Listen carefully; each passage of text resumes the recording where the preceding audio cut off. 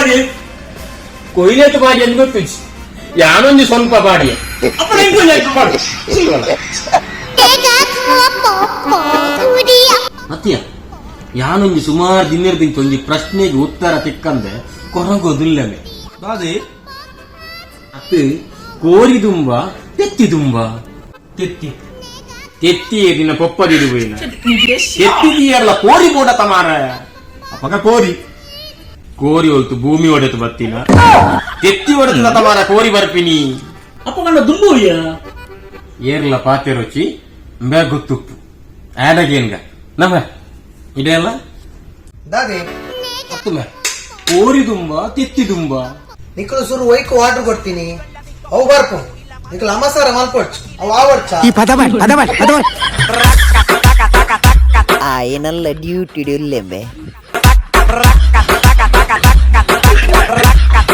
Go away.